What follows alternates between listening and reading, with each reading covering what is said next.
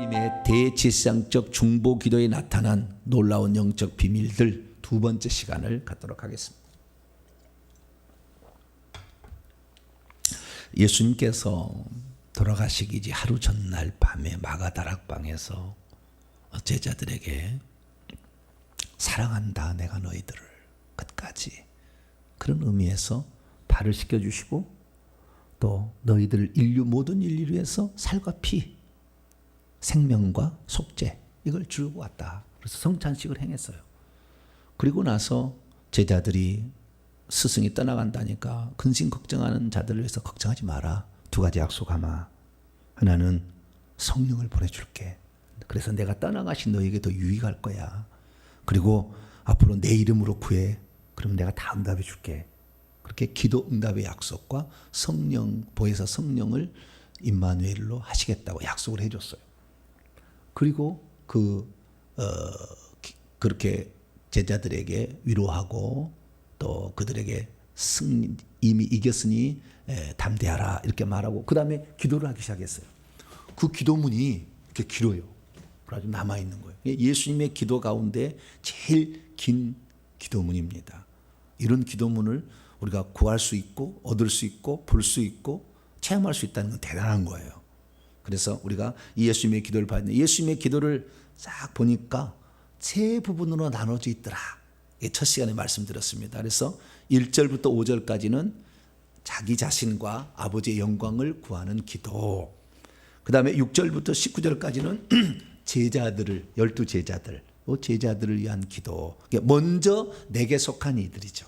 아버지께 속한 이들을 먼저 기도를 하시고, 그리고 20절부터 26절까지는 그 제자들을 통하여 믿을 사람들, 미래의 성도들을 위한 기도를 그렇게 드렸다라는 것을 공부를 했고, 그때 기도의 대상은 아버지요.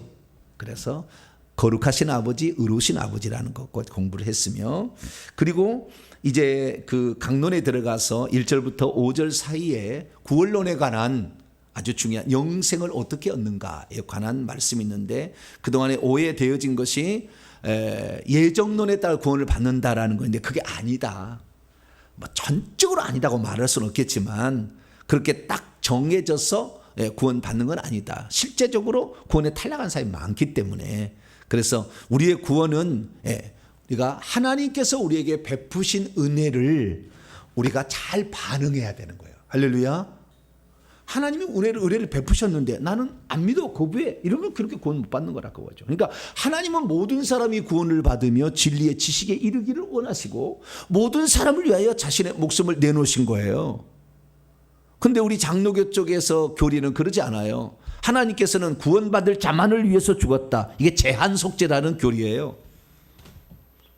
자기를 믿을 사람들만을 위해서 죽었다. 그리고 그 믿을 사람들은 이미 만세에 예정해 놓았다. 이렇게 얘기하는 거라고요. 그래서 그게 아니다. 그리고 가장 큰 문제는 이렇게 예정해 놓은 사람들이 있다고 한다면 이 사람이 아무리 안 믿으려고 몸부림을 쳐도 결국에 하나님은 그를 회초리를 때려서라도 끌고 간다. 이게 성도의 견인이라는 건데, 그랬으면 좋겠죠. 그죠? 주님은 그렇게 하시고 있어요. 그런데 우리가 거부하면 안 된다 그 말이에요. 우리가. 그래서 성도의 견인이라는 교리를 들으면 내가 이렇게 죄를 짓고 있어도 하나님이 나를 구원하셨으면 언젠가 나를 부르시겠지, 죄를 계속 짓는다 그 말이에요. 그런데 지금 하나님께서 우리를 구원하시려고 우리에게 지금 회개하라 하셨는데 그 반응을 하지 않고 계속 거부하면 지옥 가는 거예요. 그래서 성도의 견인이 우리의 구원의 안정성을 보장해 준 게 아니라 하나님의 마음을 얘기한 거다. 그렇게 보시면 되겠다는 것입니다. 그래서 지난번에 구원론에 관한 말씀을 드렸고요. 오늘은 우리 예수님의 기도 가운데 나타난 이해해야 될 단어들에 대한 것인데요. 특별히 아버지와 아들의 관계에 대해서 이 하나 된다는 이 말씀의 의미가 무엇인지를 중점적으로 오늘 좀 살펴보도록 하겠습니다. 요한복음 17장의 기도 제목은 큰 어려움은 없어요. 우리가 어려움은 없고 우리가 그냥 읽으면은 알 수 있게 되는데, 그러나 그 내용 가운데 나타나는 단어들이 무슨 의미인지가 쉽지 않은 거예요. 그래서 우리가 이제 6절부터 이제 제자들을 위한 기도, 이 제자들을 위한 기도를 이제 19절까지 우선 좀 보도록 하겠습니다. 그래서 강론으로 들어가면서 이것을 하는데, 제자들의 기도, 이 기도는 크게 두 가지죠. 제자들을 보호하고 지켜달라. 지켜달라, 보호하고 지켜달라. 이게 11절 이렇게 나와 있고요. 15절에도 나와 있습니다. 보호하고 지켜달라. 이게 첫 번째 기도고, 두 번째는 17절에 진리의 말씀으로 거룩하게 해달라. 그래서 거룩하게 해달라. 그래서 성도들은 이 예수님께서는 지키고 보존해 달라 아버지께 부탁했고요. 그리고 그 다음에 진리의 말씀으로 거룩하게 해달라, 깨끗하고 구별되게 해달라라는 부탁을 했다는 것입니다. 자, 그러면 6절 말씀을 이제 들어가게 되는데요. 아버지여, 창세전에 내가 아버지와 함께 가졌던 영광으로서 지금도 아버지와 함께 나를 영화롭게 하옵소서. 자, 5절 말씀을 우리가 보게 되는데요. 5절 말씀, 여러분 그 직역한 걸 보세요. 지금 당신 자신은 나를 영광스럽게 하옵소서. 아버지여, 당신 자신 곁에서 세상 전에 내가 가지고 있어 왔던 바 그 영광으로 당신 곁에 있도록 나를 영광스럽게 해달라. 그 예수님이 영광스러운 것은 예수님이 이 땅에 보내어 지금 목적대로 완수할 수 있도록 도와달라 이런 거예요. 뭐 나를 더 빼달라 이게 아니라 속죄 제물로서 죽는 것을 잘 죽을 수 있도록 이게 비굴한 죽음이 아닌 의연하게 죽을 해달라 이런 건데요. 근데 여기에서 그 영광이, 주님이 갖고 있던 영광이 어떤 것인지를 소개해 주고 있어요. 그것은 당신 자신 곁에서 세상이 생기기도 전에 내가 가지고 있어 왔던 영광이 있었다는 거예요. 이것을 뭐라고 하냐, 우리가 이것은 예수님이 세상이 창조되기 전에 아버지로부터 있었다는 거잖아요. 그렇죠? 세상이 만물이 창조되기 전에, 그러니까 아버지에게서 그 아들이 나와 있던 관계가 있었던 거죠. 근데 그때 당시에는 아버지와 아들이라고 하겠지만 이 땅에 아들이라는 것으로, 그러니까 동정녀 마리아를 통해서 사람의 아들로 태어나기 전까지는, 그 전까지는 아들이라는 용어로 불리지는 않지 않았을까. 뭐 부르다 해도 뭐 상관은 없습니다. 그러나 그러지 않았을까로 추정해 봅니다. 그러니까 우리가요, 이 한 분 하나님을 우리가 생각해야 되는데, 이 한 분 하나님에 있어서 기억해야 될 건 뭐냐, 하나님은 한 분이신데, 한 분이신데 우리가 현재 알고 있는 하나님은 성부, 성자, 성령을 알고 있다고 말이죠. 아버지, 아들, 영, 이렇게 알고 있다고 거예요. 그래서 이 세 분은 하나다라고 얘기하면 어떻게 되냐면, 항상 우리 생각은 셋이 하나다라는 생각은 세 분이다라고 생각이 들어가는 거거든요. 그러나 세 분이 능력이, 속성이, 그분이 가지고 있는 무슨 신분이 똑같다, 그런 의미로 우리가 이해를 하는데, 그렇게 이해를 하면은 잘못된 이해인 거예요. 하나님 한 분이라는 의미가. 그건 뭐냐면, 하나님이 한 분이라는 것은 하나님 원래 하나였는데 우리를 위하여 당신이 동시에 다른 존재로 나타나는 거예요. 그러니까 하나님께서 구약에는요, 아직 사람으로 안 나타났잖아요. 구약 시대는. 근데 그 하나님 한 분은 계셨잖아요. 그래서 우리 하나님 여호와는 오직 하나인 여호와시, 너는 마음을 다하고 성품을 다하고 뜻을 다하는 주 너의 하나님을 사랑하고 뭐 쭉 나오잖아요. 근데 하나인 여호와다. 그때 그 하나님 한 분이셨어요. 근데 그 한 분이 말씀을 하셨잖아요. 이렇게 뭐 말씀을. 그러니까 아브라함도 그걸 듣고, 모세도 들었고, 다윗도 들었고, 뭐 이사야도 들었잖아요. 그 얘기를. 그렇게 들었는데, 그 하나님 한 분 하나님이 신약에 아들을 보냈다고 하니까 어떻게 생각하냐면은, 아들은 또 다른 하나님인데 하나님으로서 자격을 갖췄다고 생각하는데, 그게 아니라 하나님이 우리를 위해서 아들로 오셨다 이렇게 생각해야 된다는 거예요. 아시겠죠? 하나의 중점을 더 둬야 돼. 셋이 있는데 속성을 보니까 하나님으로서는 자격이 있더라. 그러니까 예수님, 예전에 이렇게 공부를 한 거예요. 예수님을 딱 봤는데 예수님이 요한복음 8장 24절에 스스로 계신다 하더라. 자존. 예수님이 전지전능, 못할 게 없잖아요. 못 아시는 게 없잖아요. 왜? 나다나엘에게 너 무화과 나무 있을 때 그래서 그 전에 있는 거 봤잖아요. 베드로한테 너 좀 있으면은 너 낚시하면은 너 입에서 한 세겔 나왔으니 세금 같이 내라. 미래 일을 다 하셨잖아요. 닭새 부른다 얘기 다 했잖아요. 그럼 미리 다 알잖아요. 그 다음에 말씀만 하니까 무화과나무가 뿌리채 말라버렸죠. 바람아 바다마 잔잔하라고 그러지. 죽은 지 나흘 된 나사로 살려버렸죠. 그러니까 전지전능하잖아요. 문둥병자 어느 누가 고쳤습니까? 나병한테 못 고쳤는데 예수님 고쳤잖아요. 나면서 소경 태어난 사람은 어떤 누가 고쳐요? 못 고치면 주님이 요한복음 9장 1절에 보면 고치잖아요. 그래서 예수님이 전지전능해. 첫째는 스스로 계신다. 아브라함이 나기 전부터 요한복음 58절에 요한복음 8장 58절에 나는 아브라함이 나기 전부터 있다. 나의 선제. 그리고 요한복음 1장에도 세례 요한이 그가 나보다 앞선 것은 그보다 나보다 먼저 계심이라. 원래는 6개월 뒤에 태어났거든요, 예수님이. 그런데 그렇게 얘기하시는 거예요. 그래서 예수님이 먼저 계셨다. 그분이 선제성. 그다음에 두 번째는 그분이 전지전능. 그다음에 그분은 무소부재예요. 무소부재. 두세 사람이 내 이름으로 있는 곳에 나도 그들 중에 있느니라 그랬잖아요. 있느니라. 무소부재. 무소부재를 다르게 표현하면은 동시존재인 거예요. 그래서 이 동시존재, 저는 처음에 예수 믿을 때 가장 걱정했던 것이 그것다고 내가 늦게 얘기하는데요. 예? 아니 고등부 예배를 드리는데 고등부 그 교사 권사님이 이곳에 오셔서 예배를 받아달라 막 그러는 거예요. 내가 걱정을 했어요. 아니 다른 교도 예배를 드릴 텐데 이곳에 오셔서 예배 달라면 그걸 가지 말라는 얘기인가? 하나님이 알아서 그건 결정을 해야지. 예? 이 교회를 갈 건가? 동탄 명성교회를 갈 건가? 서탄 명성교회를 갈 것인가? 북탄 명성교회를 갈 것인가를 누가 결정하는 거예요? 하나님이 결정해야지. 이곳에 오셔서 예배를 달라고 하면은 저쪽에서 이곳에 오셔서 예배를 달라면은 서탄 명성교회 누가 가고 동탄 명성교회 누가 가냐 그 말이에요. 그래서 하나님 알아서 결정하도록 해야지 왜 그런 얘기를 하시나 라는 생각을 제가 예수 믿을 때 처음에 했다 그 말이에요. 왜? 동시 존재하는 걸 몰랐다 그 말이에요. 무소부재한다는 것은 아니 계신 곳이 없다는데 이건 부족해. 제가 바꿨어요. 제가 만든 말입니다. 동시존재라는 말은. 네. 제가 신학적 특허를 받아야 돼. 동시존재 이 말을. 네. 동시존재. 동시에 존재할 수 있는 분이 하나님이시. 할렐루야. 그러니까 같이 어느 순간 예배를 드려도 같이 만들고 온 인류 70억이 따로 예배를 드려도 70개 억을 다 주님은 다 알고 있어요. 바로. 그게 무소부재 동시존재. 그 다음에 영원불변.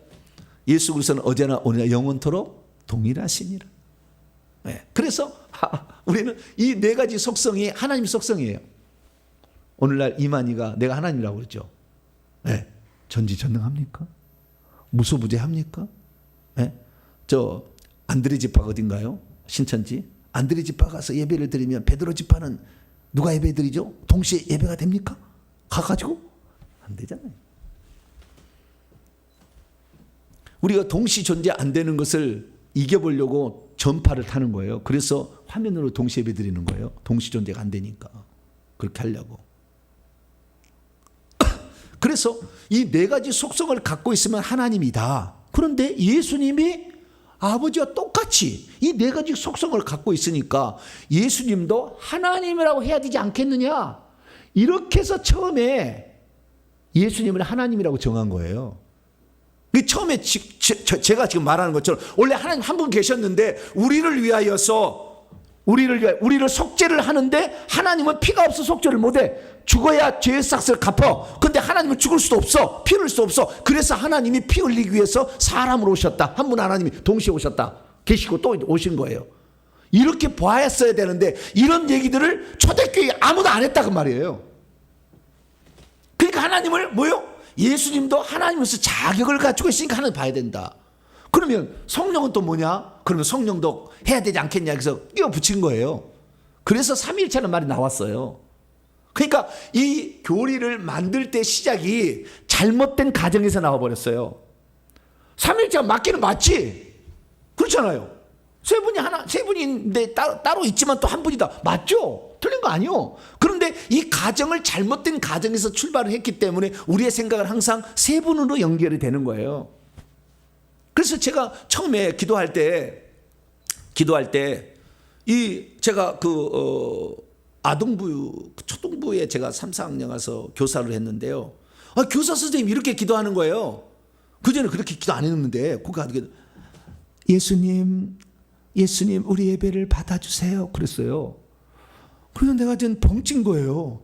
아니 분명히 기도는 하나님 아버지께 하는 것이지 어떻게 예수님께 기도를 하냐. 예수님의 이름으로 기도를 하라고 그랬지 어떻게 예수님께 기도를 하느냐. 이 교사가 이상하다. 예수님, 장로부 예배를 갔어. 그랬더니 어떤 장로가 여호와여 또 그러는 거예요. 여호와. 아니 여호와가 신약 성경에 나와요 안 나와요? 안 읽어보셨어요? 신약 성경에 여호와란 말이 단 한 번이라도 나와요 안 나와요? 안 나와. 예수님 오시기 전에 여호와가 불렸지 예수님 오신 다음부터 한 번도 여호와란 말이 안 나와 성경에. 근데 뭐 여호와야 그러면 여호와를 하게 되면 좀 거룩하고 예수님 하면 애기처럼 예수님 우리들도 애기들도 사랑해 주세요 뭐 이런 느낌이잖아요. 그래서 아니 우리 예수님한테 기도를 해 그랬어요. 근데 예수님께 기도할 수 있을까요 없을까요? 요한복음에는 나와요. 왜냐하면 요한복음은 예수님을 하나님으로 소개하고 있으니까. 자, 요한복음 14장 14절 요한복음에만 나옵니다. 단 한 번. 왜냐하면 요한복음은 예수님을 하나님으로 소개하고 있어요. 마태, 마가, 누가복음은 예수님을 하나님의 아들로 소개하고 있어요. 이게 관점이 달라. 요한복음은 요한복음 2장 28절에 주 하나님으로 예수님을 소개합니다. 마지막 주 하나님으로. 그러니까 우리는 이 주 하나님 여기에 대해서 우리가 잘 알아야 되는데 이 예수님께서 주 하나님이니까 당연히 기도를 받으시죠. 자 14장 14절 읽습니다. 시작. 내 이름으로 무엇이든지 내게 구하면 내가 행하리라. 아이고 정확하네. 내 이름으로 내게 구하면 예수님한테 구하면 내가 시행하리라. 아유 나오잖아요. 이거 여기밖에 없어. 그런데 요한복음은 어떤 거예요? 예수님을 하나님으로 보기 때문에 그렇게 나온다. 그래서 예수님께 기도해도 된다 안 된다? 되죠. 되기는 되지만 예수님께서 사도행전 1장이 그랬잖아요. 언제 주의 나라가 이스라엘 회복할 때가 언제입니까? 제자들이 승천하기 직전에 막 주님께 물어봐. 때와 기한은 너희 알 바 아니요. 이것은 아버지께서 권한에 두셨나니 너희 알 바 아니요. 너희는 성령 받아서 능력 받고 복음을 전해라. 때와 기간은 누구의 권한에 있다고요? 아버지께서 권한에 있다. 그래서 이 마태복음 12장 36절에도 그날과 그때는 아들도 모르고 천사도 모르고 아버지만 때는 하나님의 권한에 있다 그거죠. 기도는 누가 원래 권한이 있다고요? 아버지만 권한이 있어. 그래서 어떻게 기도할까요? 마태복음 6장 9절에 보면은 너희는 이렇게 기도하라. 하늘에 계신 우리 아버지요. 그래서 우리는 항상 어떻게 기도해야 돼요? 여호와에 하면 된다고 안 된다고요? 여호와가 예수님 오셨다니까. 근데 무슨 여호와예요 지금이. 그러니까 여호와라는 말을 틀린 건 아니겠지만 그것은 구약으로 다시 돌아가겠다는 거예요. 네. 지금은 예수님인데 그런데 예수님으로 지금은 여호와가 예수님 오셨지만 기도는 뭐요? 아버지의 역할이다. 그래서 이것도 한번 따라서 해보세요. 1인 다역. 그렇게 생각하기도 쉬워요. 하나님은 뭐라 한다고요? 1인 다역을 하는 거예요. 아버지도 되시고 아들도 되시고 성령도 되시고. 이것은 하나님만 갖고 있는 속성입니다. 우리는 불가능해. 네. 그래서 예수 그리스도께서 그러면은 이 동정녀 마리아에게서 태어날 때 비로소 출현했느냐? 그렇지 않다고 요한복음 17장 얘기한다는 거예요. 다시 요한복음 17장 5절입니다. 아버지여 창세전에 세상 전에 내가 아버지와 함께 가졌던 영광이 있었대요. 그때 어떻게 갖고 있었는지는 모르지만 자주 갖고 있었다는 거예요. 그러니까 이것을 다르게 표현하자면은 하나님 안에 장차 되어질 모든 일들의 계획이 장차 아들로 갈 거란 계획까지 다 있었다 이거예요. 싹. 그리고 뿐만 아니라 그분이 밖으로 나와 계셨던 것 같아요. 여기 보니까. 왜? 나와 아버지와 함께, 여기 함께라는 말 파라거든요. 파라는 말은 곁에요. 아버지 곁에. 그래서 이 만세 전에도요, 아들이 이미 하나님의 동시 존재로서 같이 있었다. 이렇게 보는 게 좋겠다. 그래서 이것을 예수님의 선제성이라고 얘기합니다.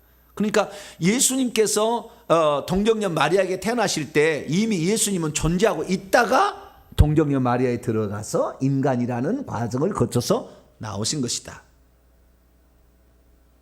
그렇게 보시면 돼요. 그런데 우리 인간하고 그럼 예수님의 차이는 뭐냐? 우리 인간은 천국에서 하나님이 아버지가 영혼을 만드셔요. 이것도 아버지 권한인 것 같아요. 아버지가 영혼을 만들어가지고 자라게 합니다. 그럼 영혼이 자라는데, 그래서 한 3살, 4살 때 보내줘요. 이렇게. 임신한 사람에게.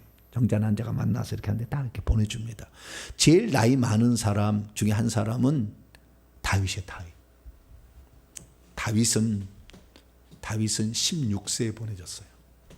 지금까지 제가 알고 있는 최고의 나이인 거예요. 16세.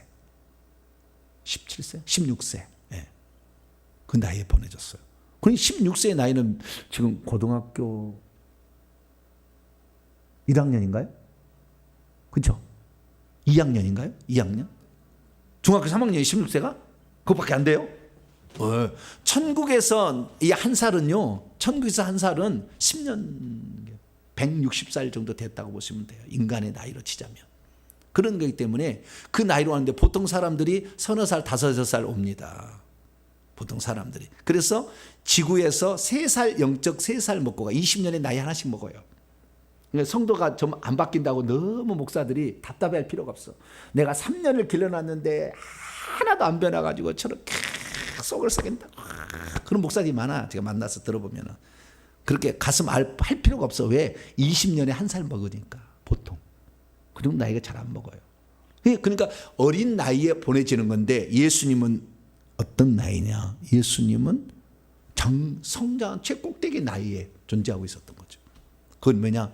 아담이 이 땅에 보낼 때처럼 25 정도 그 나이에 아예 처음부터 존재하셨어요. 그렇게 한 거예요. 그러니까 우리하고 좀 달라요. 그러니까 그분은 성인으로 존재하고 우리는 애기로 존재한 거예요. 애기로 존재했다 우리 집어넣어 주는 거. 그분은 성인으로 왔다가 애기로 태어난 거예요. 다시 아들로. 그렇게 했다. 차이가 있는 거예요. 그래서 이 예수님은 원래 하나님으로 밖으로 나와 계셨다가 그 다음에 동정녀 마리아의 몸에 잉태되어서 태어나셨다. 이렇게 보시면 된다. 그래서 그분은 창세 전부터 그 하나님으로서 갖고 있는 영광을 갖고 있었다는 겁니다. 그래서 이제 그 영광으로 영광해달라는 것이고요. 자, 6절로 넘어갑니다. 6절로 넘어가면, 자, 세상 중에서 내게 주신 사람들의 내가 아버지의 이름을 나타낸다. 그들은 아버지의 것이었는데 내게 주셨으며 그들은 아버지의 말씀을 지켰나이다. 여기에 아버지의 이름이 나오죠. 예, 호칭으로서 아버지를 제외한 모든 것은 다 당신입니다. 유어입니다. 당신의 이름을. 자, 이름이 나왔습니다. 아버지의 이름. 그러면 아버지의 이름이 있을까요?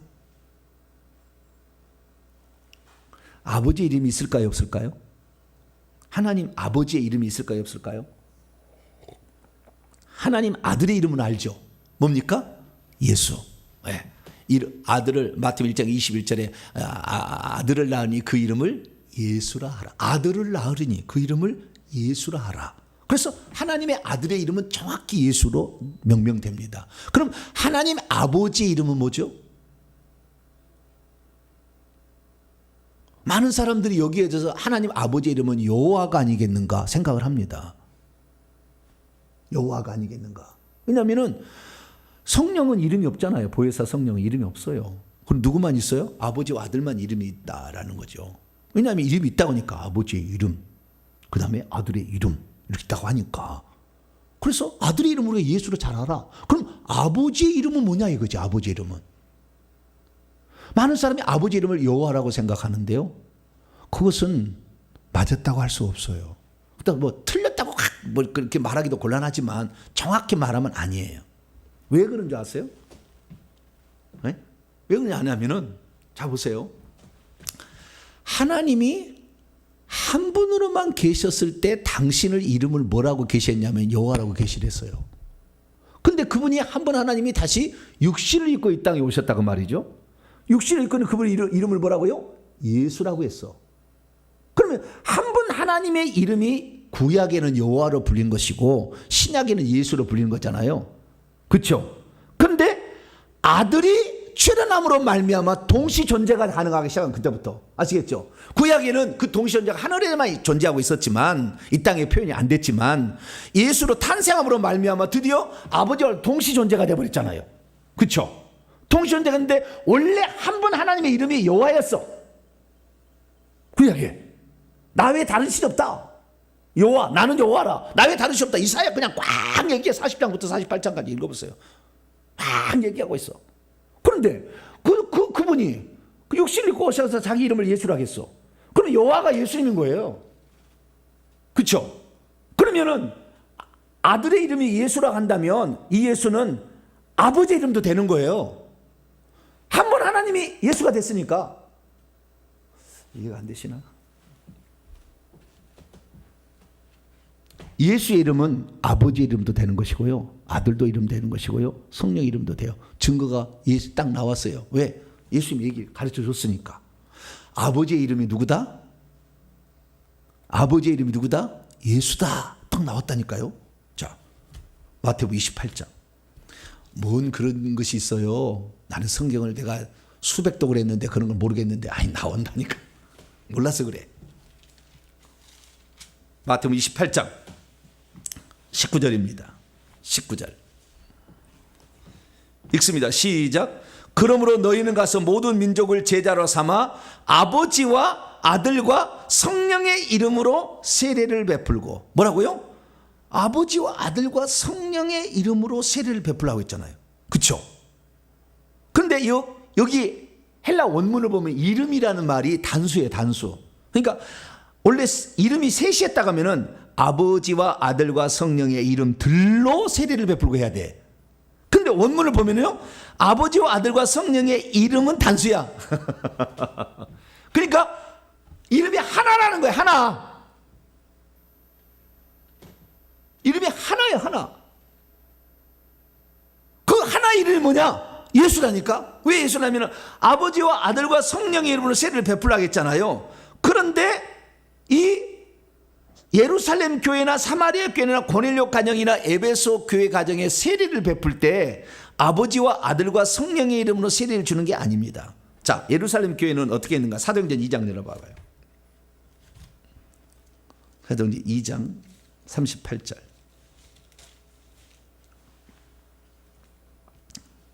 베드로가 예루살렘 교회는 무슨 이름으로 세례를 줬는가? 아버지와 아들과 성령 이름으로 세례를 주라 그랬잖아요.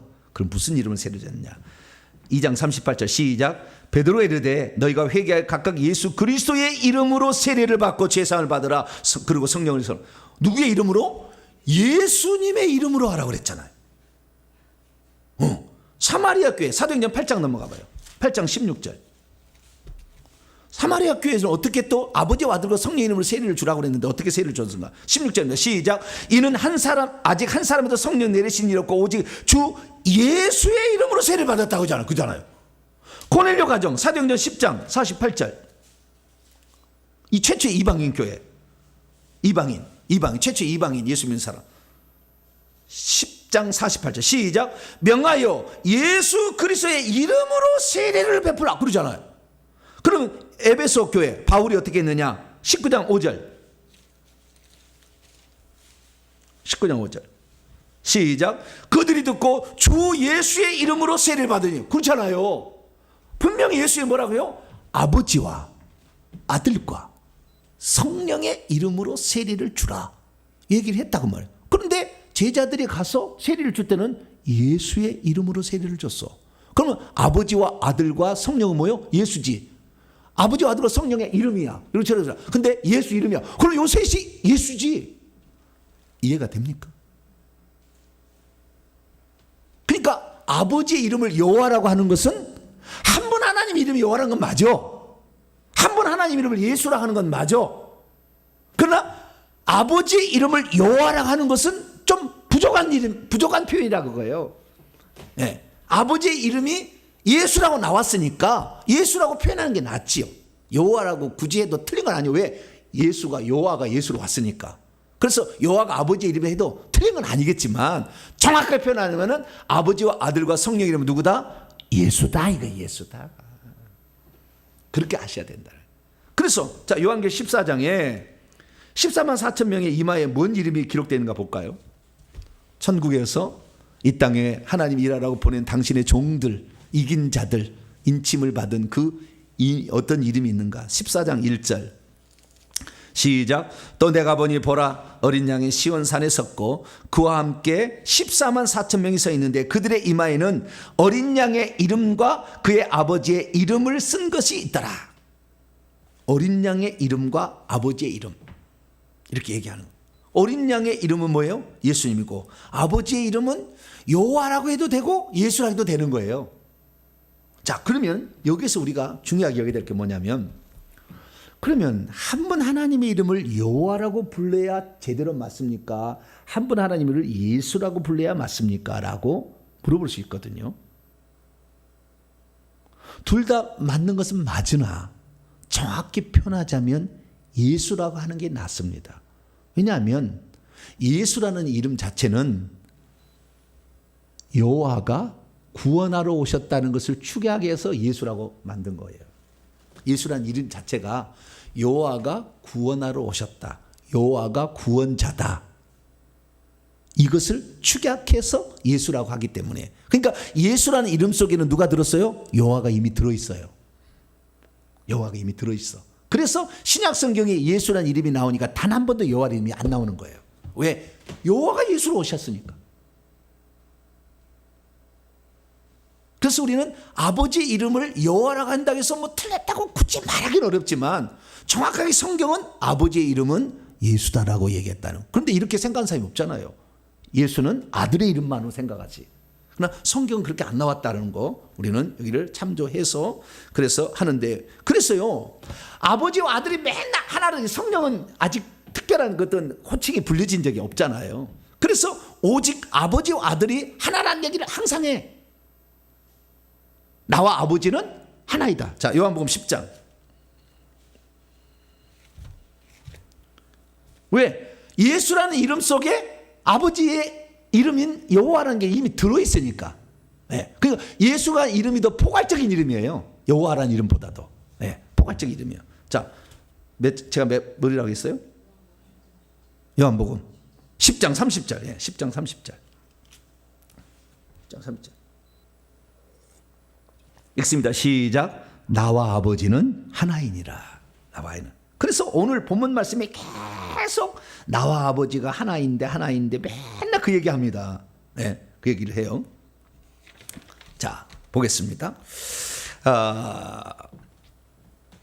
어디를 보냐면 11절을 봅니다. 11절. 나는 세상에 더 있지 아니하오나 그들은 세상에 있사옵고 나는 아버지께 가옵나니 거룩하신 아버지와 내게 주신 아버지의 이름으로 그들을 보존하사 우리와 같이 그들도 하나가 되게 하옵소서. 우리라고 하잖아요. 하나님이 예수님께서 우리라고 표현했을 때 단 한 번도 성령을 지칭한 적은 없습니다. 오직 아버지와 아들만 지칭해요. 그래서 요한복음 14장에 보면은 빌립이 아버지를 보여달라 했더니 나를 본 자는 아버지를 보았거늘 어찌 아버지를 보이라 하느냐. 나를 영접하는 것은 나 보내신 이를 영접한 것이요 내가 하는 말은 내가 스스로 하는 말이 아니라 아버지께서 내 속에서 그의 일을 하는 것이라. 그렇게 얘기한 거예요. 그러니까 아버지와 아들은 항상 하나 있는데 아버지라는 것은 아버지의 이름은 예수의 이름 안에 다 포함되어 있다. 그래서 아버지의 이름은 곧 예수의 이름이다 라고 생각하시면 되겠고 예수의 이름으로 해야 될 일이 뭐였느냐. 여기 나와 예수의 이름으로. 예수의 이름으로 뭘 하는 겁니까?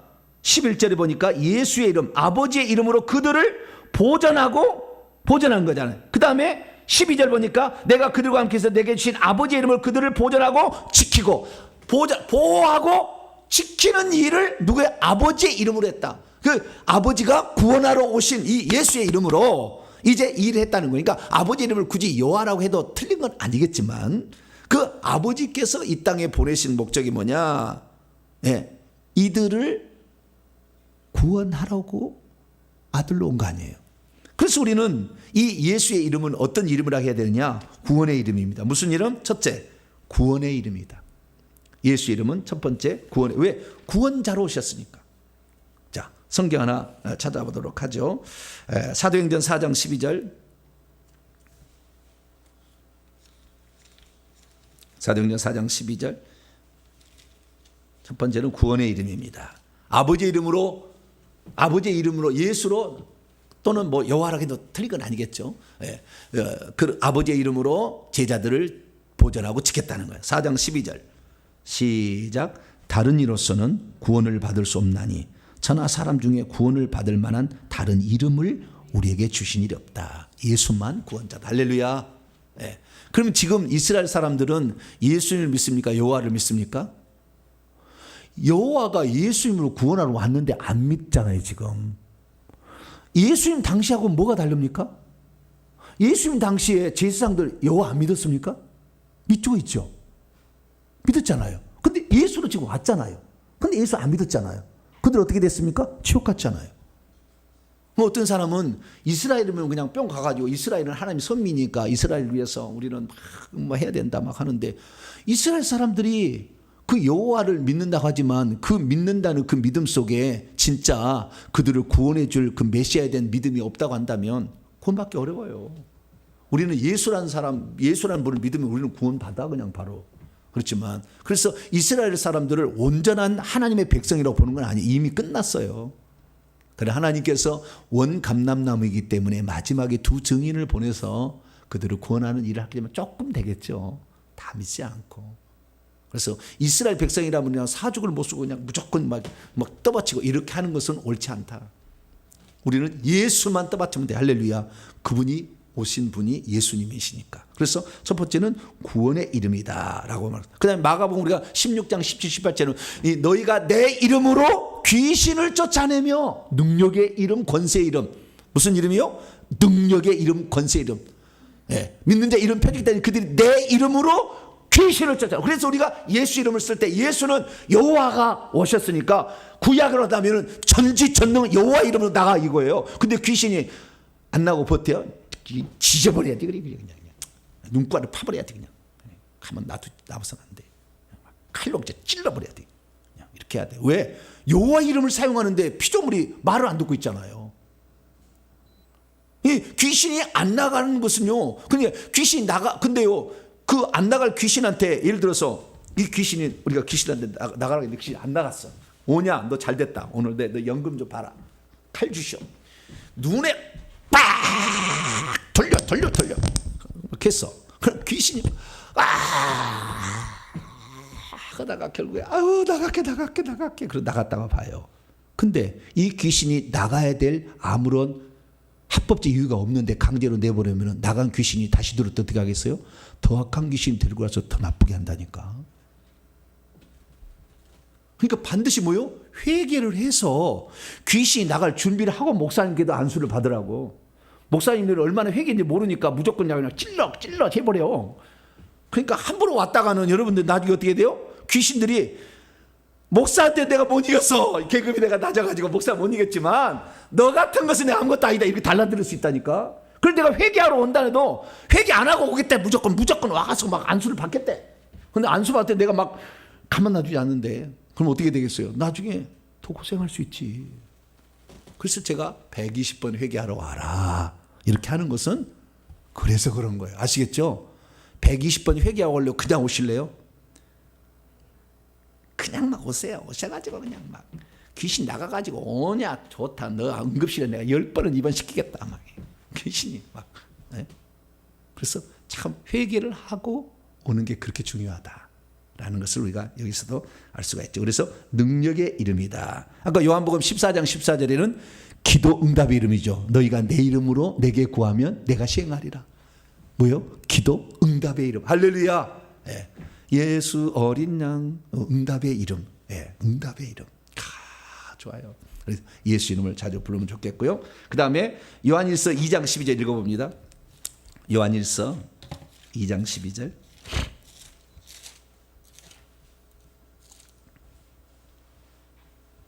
요한일서 2장 12절 읽습니다. 시작. 자녀들아 내가 너희에게 쓰는 것은 너희의 죄가 그의 이름으로 말미암아 사함을 받아.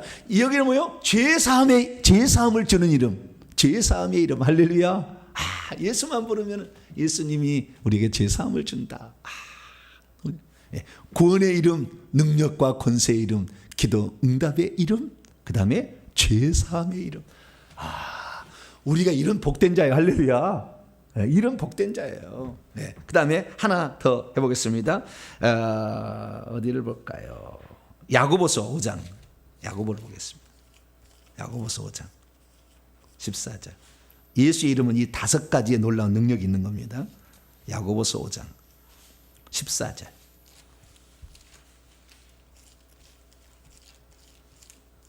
야고보서 5장 14절 읽습니다. 시작. 너희 중에 병든 자가 있느냐? 그는 교회 장로들을 청할 것이요 그들은 주의 이름으로 기름을 바르며 그들을 위하여 기도. 병든 자를 치료하는 이름. 할렐루야. 주 예수 이름으로 명령하노니 이 암병은 고쳐질지어다. 그래서 우리가 치료하는 이름. 아까 귀신 쫓는 권세 능력의 이름, 그 다음에는 치료의 이름, 기도할 때 기도 응답의 이름. 할렐루야. 그 이름으로 회개를 하면 죄사함을 받는 이름. 누구든지 주의 이름을 부르는 자는 구원을 받으리라. 그래서 구원의 이름. 할렐루야. 그래서 이 이름이 있기 때문에 이 이름으로 내게 붙여준 하나님께서 만세를 구원하려고 했지만 나에게 달아서 구원받겠다고 나에게 나오는 자들을 내가 지키고 보존할 수 있다. 할렐루야. 그래서 다 했다. 이렇게 주님께서 말씀하고 있습니다. 그래서 우리는 아버지의 이름이 어떤 것인가? 여러분, 아버지의 이름을 예수님께서 어떻게 했는지에 대해서 크게 3가지가 나오는데요. 첫째는 6절을 보세요. 여러분 6절 원문을 직역한 거 보세요. 나는 세상에서부터 나에게 당신이 주셨던 그 사람들에게 당신의 이름을 드러냈다. 아까 일단은 구원의 이름, 권세와 능력의 이름, 기도 응답의 이름, 죄사함의 이름, 치료의 이름이라는 것을 그 제자들에게 드러냈다. 그래서 귀신 쫓아내고 병든 자 고치고, 아시겠죠? 죄사함을 받았는데 선포도 하고 중풍병자에게, 아시겠죠? 나를 믿는 구원을 받는다. 그렇게 얘기했다고 말해요. 그리고 또한 26절 보세요. 그리고 나는 그들에게 당신의 이름을 알게 하였습니다. 그리고 나는 알게 할 겁니다. 이는 당신이 나를 사랑하셨던 바 그 사랑이 그들 안에 계속 있도록 하기 위함이요 나도 역시 그들 속에 계속 있도록 하며. 여기 보니까 이름을 알게 하셨대. 이 여호와의 이름이 뭐야? 지금은 예수로 와서 구원자의 이름이라는 것을 알겠다는 거예요. 능력의 이름이라는 걸 귀신 쫓아내는 걸 알겠다는 거예요. 병든 자를 치료함으로 치료의 이름, 치유의 이름이라는 걸 알겠다는 거예요. 그래서 주님이 이 땅에서 하신 일을 어떤 목사님 얘기를 들어보니까 그 목사님, 예수님이 이 땅에 오셔서 하신 일은 뭡니까? 오직 아버지의 이름을 드러내는 게 뿐입니다. 할렐루야 그러더라고. 그래서 틀린 건 아니다. 약간 과장이기도 되겠지만 좌우지간 예수님 이 땅에 뭐하러 왔다? 오직 아버지의 이름을 드러내고 아버지의 이름을 알게 하게 온 겁니다. 여러분, 아버지의 이름을 알아야 됩니다. 아버지의 이름이 예수입니다. 뭐 그래. 그러면 사람들이 은혜를 받아. 은혜가 돼야 한대요. 조금 되려고 그러죠. 공부를 해보니까 조금 은혜가 되려고 이렇게 해요. 아버지의 이름이 예수라는 얘기 일평생에 못 듣고 죽은 그리스도인들이 수두룩할 겁니다. 왜? 이렇게 연결이 안 되니까. 잘 모르니까. 한 분 하나님에 대해서 잘 모르니까. 예수는 항상 아들의 이름이지 아버지 이름 생각 안 하잖아요. 그러나 이거 다 포함하는 이름이다. 할렐루야. 예수 안에 여호와가 다 들어있다. 그렇게 하시면 되겠습니다. 그래서 그래서 예수님이 이 땅에 오셔서 그분을 이름을 나타내기 위해서, 드러내기 위해서 오셨고, 그분을 알게 하게 오셔가지고 그 이름을 가지고 나에게 나와서 구원받겠다는 모든 사람들을 지키고 보존하고 해줬다. 할렐루야. 그래서 예수의 이름에는 놀라운 5가지 능력이 있다. 이것을 마음에 새기면 될 것 같습니다. 그리고 우리가 또 알아야 될 사실은 여기서 계속 당신이 나에게 주셨다는 말을 계속 합니다. 당신이 나에게 뭘 주셨다고. 그 당신이 나에게 주셨다는 그것으로 결국에 예수님에게 나오는 사람들을 구원하는 거거든요. 병도 치유하는 것이고 죄사함도 주는 것이고 기도도 응답되게 하는 것이고 다 그렇게 하는 건데, 그러면 아버지께서 아들에게 주셨던 것은 무엇일까요? 이 계속해서 이게 나오는데요. 첫 번째 보도록 합니다. 2절 봅니다. 요한복음 17장 2절 읽습니다. 아버지께서 아들에게 주신 모든 것에게 영생을 주게 하시고 만물을 다스리는 권세를 아들에게. 이건 원문을 봐야 되는. 원문을 봐야 돼. 이게 원문에 정확히 여기 번역이 잘못됐어. 2절이. 당신이 그에게 모든 육체의 권세를 주었던 것처럼 뭘 줬어요? 육체를 다스리는 권세를 누구에게 줬느냐? 아들에게 주셨어요. 그래서 육체를 다스리는 권세, 병든 자를 치유할 수 있고, 육체를 하나님의 뜻으로 살 수 있도록 너를 쓰겠다고 쓸 수도 있는 일이고. 그래서 첫 번째 준 것은 육체의 권세를 주셨다. 이렇게 알 수가 있습니다. 그 다음에 또 하나가 2절에 또 나오는데요. 모든 육체의 권세를 주던 당신이 그에게 주셨던 바 모든 것을 그가 그들에게 영원한 생명으로 주셨다. 영원한 생명, 영생도 주셨어요. 아버지가 아들에게 첫 번째 준 것은 모든 육체를 다스리는 권세를 주셨고, 두 번째는 영생을 주셨어요. 그래서 예수님이 이 땅에 오셔서 영생을 줄 수가 있는 거예요. 세 번째는 뭐냐? 세 번째는 8절입니다. 8절. 나는 아버지께서 내게 주신 말씀들을 그들에게 주었대. 아버지께서 예수님에게 뭘 줬어요? 말씀을 줬대. 말씀을. 이 말씀을 헬라 원문을 보니까 레마라고 되어 있습니다. 로고스가 아니고 레마. 레마라는 것은 지금 내게 말씀하시는, 부딪혀오는 그 말씀이죠. 그래서 그냥 공식적인 말이 아니고 지금 내게 주어진 그 말씀들, 제자들에게 말씀을 줘야 돼요. 그러니까 아버지에게 아들을 이렇게 주신 것은 그 아들로 하여금 아들에게 나오는 자들을 다 구원하려고 그러는 거예요. 아시겠죠? 그게 없으면 안 되니까. 그래서 계속 아버지께서 아들에게 그런 걸 주시는 거예요.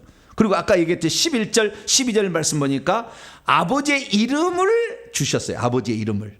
그렇죠? 11절 헬라 원문을 보면, 그리고 나는 더 이상 세상 안에 있지 않습니다. 그러나 그들 자신은 세상 안에 있습니다. 나도 역시 당신을 향해 스스로 가고 있습니다. 거룩하신 아버지여, 당신이 나에게 주신 채 있는 바 당신의 이름으로 그들을 지켜달라. 당신이 나에게 준 게 뭐요? 이름이, 이름도. 그 이름이 뭘까 보니까 아까 5가지 능력이 있었잖아. 5가지가 있었잖아. 그 이름. 그 이름을 예수님께 주셨다는 거예요. 그래서 모든 이름 위에 뛰어난 이름은 예수 그리스도다. 이름을 주셨다라는 것을 알 수가 있고요.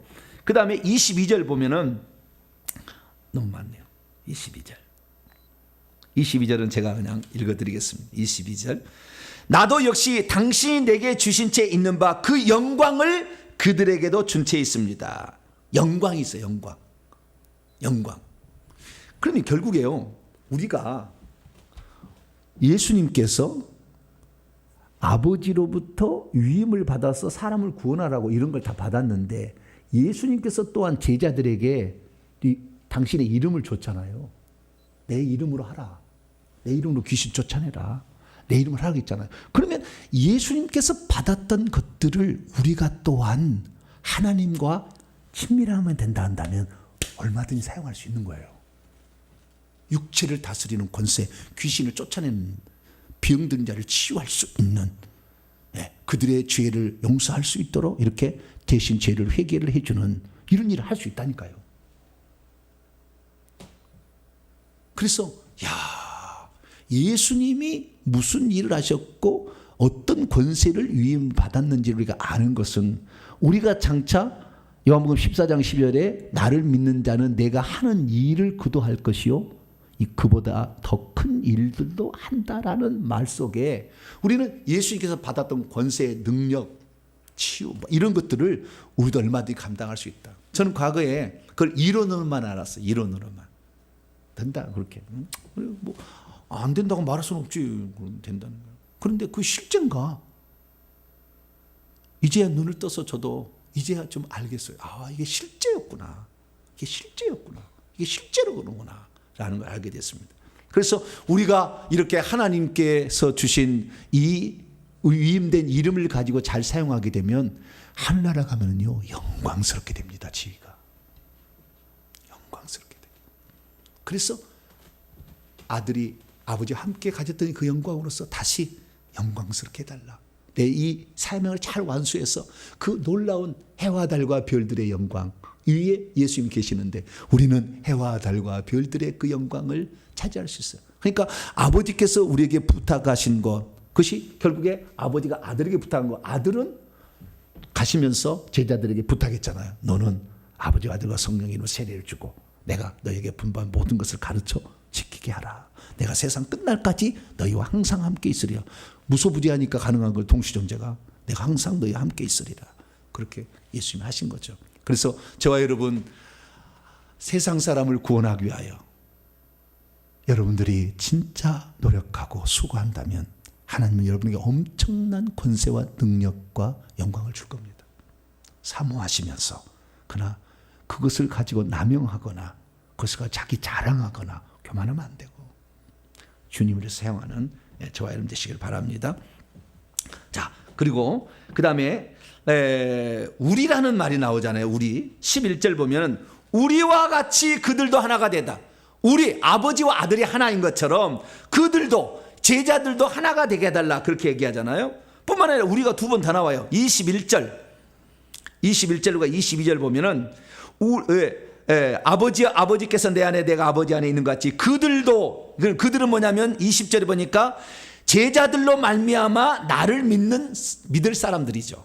장차 믿을 하나님의 백성들인데 이들도 하나가 되어 우리 안에 있게 하사 아버지와 아들 안에 있게 하사 세상으로 아버지께서 나를 보내기로 우리 안에 있게 하사. 여러분 보세요. 우리 안에 제자들로 말미암아 예수를 믿을 사람들이 있는데 이들이 우리 안에 있게 하사 세상으로 아버지가 나를 보내는 걸 알게 하다. 우리 안에 있게 한다는 것은 뭐냐면은 아버지와 아들이 하나여야지. 우리 안에 있게 하사 그러면은 우리는 동시존재가 안 되잖아요. 그럼 누구 안에 들어가야 되잖아요. 아버지에 들어가야 됩니까? 아들에게 들어가야 됩니까? 우리 안에 있게 하사. 그러면 우리가 골라야 되잖아요. 우리가 들어간다고 하면은 예? 아버지로 들어가실래요? 아들로 들어가실래요? 그래서 한 분 하나님인 거예요. 고민할 필요 없다 그 말이에요. 고민할 필요 없다. 예? 정확히 다시 봅시다. 그들도 다 하나가 되어 우리 안에 있게 하사. 우리 안에 우리가 한 분이니까 그 예수 믿는 사람들이 들을 수가 있지. 둘이면은 어떻게 둘이가 찢어져서 가나? 우리 인간은 찢어질 수가 없어. 여기 있으면 저기 없는 거지. 그래서 하나님은 한 분이다. 할렐루야. 그래서 요한복음 10장 3절에 아버지와 나는 하나이다. 그 얘기한 거예요. 그래서 우리는 한 분 하나님 밑에서 좀 더 많은 신앙을 가져야 돼. 삼위일체보다는 한 분 하나님 밑에 신앙을 가져야만이 확실하게 우리는 하나님 안에 거하고 아버지가 아들에게 주셨던 권세까지 다 누릴 수가 있는 거죠.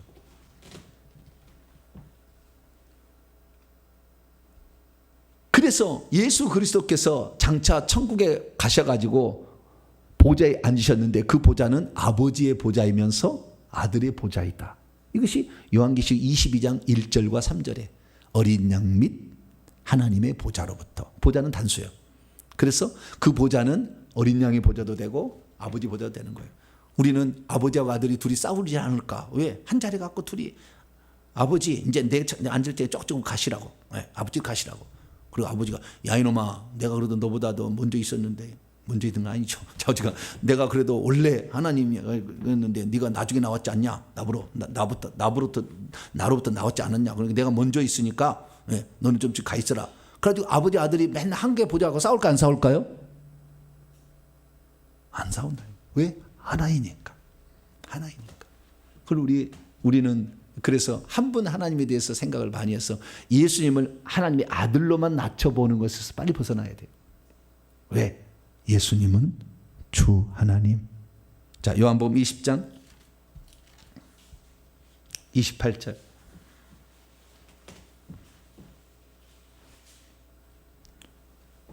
다 왔어요. 요한복음 20장 28. 시작. 도마가 대답하여 이르되 나의 주님이시요 나의 하나님이시라. 나의라는 말 빼면은 주 하나님. 주 하나님. 예수님이 뭐라고요? 주 하나님. 이걸 쓰려고 요한복음을 쓴 거예요. 다른 데는 주 하나님이라 얘기 안 하니까. 요한계시 1장 넘어갑니다. 8절. 요한계시 1장 8절 읽습니다. 시작. 주 하나님이 이르시되 나는 알파와 오메가라. 이제도 있고 전에도 있었고 장차 올 자요 전능한 자라. 야, 한 분 하나님에 대한 놀라운 묘사.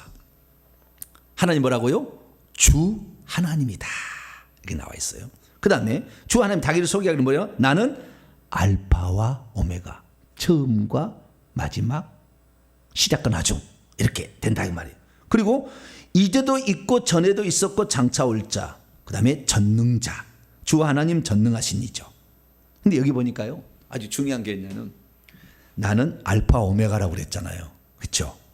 알파라는 것은 헬라어 단어의 첫 글자고 오메가는 24번째 마지막 글자예요. A, B, C, D 영어처럼 알파, 베타, 감마, 델타, 이오타 쭉 나가서 오메가로 끝나. 근데 여러분 놀라운 사실은요. 여기 하고 잘 맞출게요. 여호와가 당신의 이름을 모세에게 가르쳐줬잖아요. 여호와라고 해라. 그렇잖아요.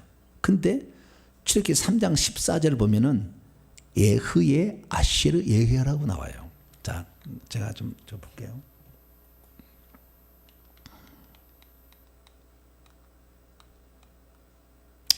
우리가 여호와, 이오타 해 요두 해라는 이 네 가지 신명 사문자인데 히브리어 이 네 가지를 가지고 여호와라고 부르기도 하고 야훼라고도 부르기도 합니다. 발음 음가에 따라서 다른 거예요.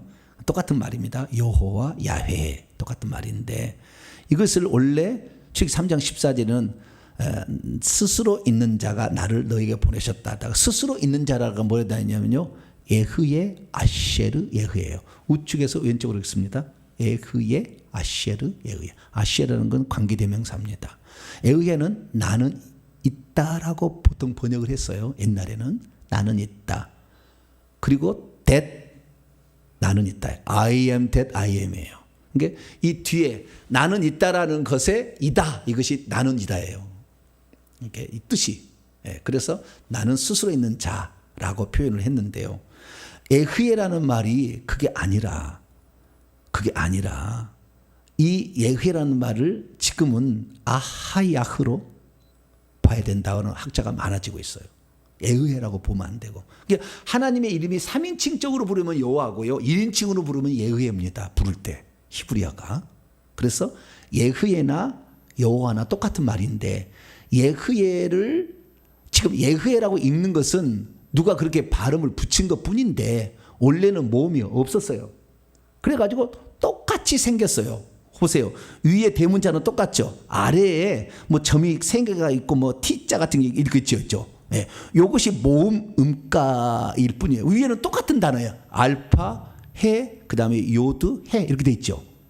위에 보면은 똑같잖아요. 대문자는 똑같은데 밑에를 모음을 어떻게 붙이냐에 따라서 예흐예라고 읽기도 하고 아하야흐라고도 읽어요.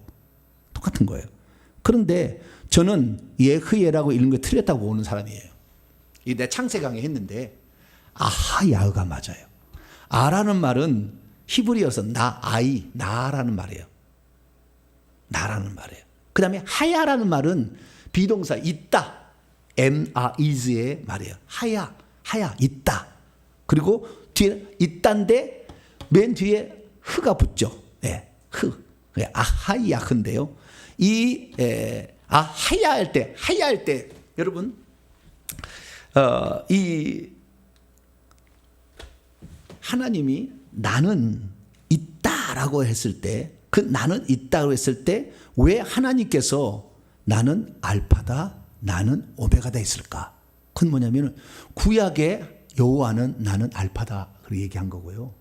신약의 예수님은 나는 오메가다 얘기한 거예요. 그래서 나는 주 하나님 전능자라는 뜻입니다.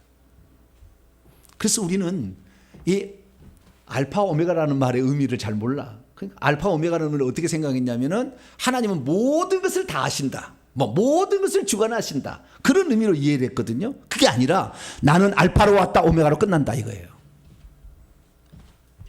지금 있느니 전에도 있었다 장차 올 거다. 딱 얘기를 한 거예요. 그래서 우리가 하나님에 대해서 그동안에는 구약에는 하나님 아버지가 역사했고 신약에는 아들이 역사했다. 그게 아니라 구약에 한 분 하나님이 역사한 거고 신약도 하나님이 한 분이 역사한 거예요. 근데 구약에 굳이 이름을 붙이려니까 한 분의 이름을 여호와라고 부른 거고 신약은 예수라고 부른 거예요. 그래서 하나님이 나는 알파와 오메가다 했다는 거예요. 나는 여호와고 나는 예수다. 그래서 그것을 줄여가지고 예흐예라고 한 것이고 아하야후라고 한 거예요. 그래서 우리는 이 예수 그리스도를 통하여서 하나님의 구원의 완성이라는 것을 비로소 알게 되는 거예요. 이 예수 그리스도를 모르면 그냥 모르는 거예요. 다 모르는 거예요. 구약에는 일종의 시작인 것이고 그 열매와 완성은 예수 그리스도로 말미암아 되어진다는 거예요. 그래서 저와 여러분은 예수 그리스도를 믿으면 한 포의 알약을 딱 먹은 거예요. 뭐라고요? 한 포의 알약. 예. 아침에 이거 먹으려면 우리가 내가 지금 이 남자가 아연이 많이 필요합니다. 아연. 호르몬 분비 아주 중요하거든요. 아연. 아시죠? 아연. 아연이 제일 많이 있는 음식이 뭐냐면은 굴이야, 굴. 동탄에는 굴이 없대. 내가 굴을 먹으러 좀 가려고 그랬더니 굴이 아연이 많이 들었습니다. 그럼 아연 먹으려고 하면 어디로 가요? 굴을 먹으러 가야지. 그럼 요두도 필요해요. 요두도 아주 호르몬 중요하거든요. 요두는 어디 많이 있는지 아세요? 네? 미역에 많이 있잖아요. 근데 미역국 먹어야 되잖아. 그런데 요두 성분도 있고 아연 성분도 있는 거 한 포에 이렇게 캡슐 하나 만들어놨어. 그럼 딱 먹으면 되지. 굳이 이 굴 먹으려고 쫓아다닐 필요 없잖아. 예수 그리스도 안에 다 들었다니까. 할렐루야. 구약의 여호와도 다 들었어. 예수만 먹으면은 싹 되는 거야. 할렐루야. 이게 예수님이요. 네? 그분이 시작하신 분이 예수로 완성해서 그분 다 들었어. 그러니까 그분을 딱 마시면 되는 거예요. 그래서 우리는 예수로 만족하는 삶을 살면 되는 것이고요. 그리고 세상에 대한 얘기를 마쳐야 되는데 세상은 이 세상을 지칭하는 이 창조하는 지구도 있고 세상에 살고 있는 사람들이 얘기한 것도 있고 이 세상 임금이 마귀이기 때문에 마귀의 지배하에 있는 사람들도 있다는 것이 요한복음 17장 이야기입니다. 이 부분은 시간이 다 가서 다음 주에 18장 할 때 이 부분을 얘기를 하고 다음 주에 좀 하도록 하겠습니다. 우리는 예수를 가지면 모든 것을 가진 거다. 올등이다. 그분이 모든 것이 그 안에 다 들었다. 그래서 예수는 구원의 이름, 능력의 이름, 권세의 이름, 치유의 이름, 그 다음에 죄사함의 이름, 기도 응답의 이름이니까 이 예수 이름만 늘 찾고 예수만 의지하고 예수만 따라가고 예수만 부르게 되기를 간절히 바랍니다. 거룩하신 하나님 감사합니다. 예수님에 대해서 오늘 정확히 그 이름을 알게 하시니 감사합니다. 아버지와 아들과 성령의 이름이 예수라는 걸 알고 이 예수님을 의지하여 우리가 모든 은혜 다 받게 도와 주시옵소서. 우리 주 예수 그리스도의 이름으로 기도하옵나이다.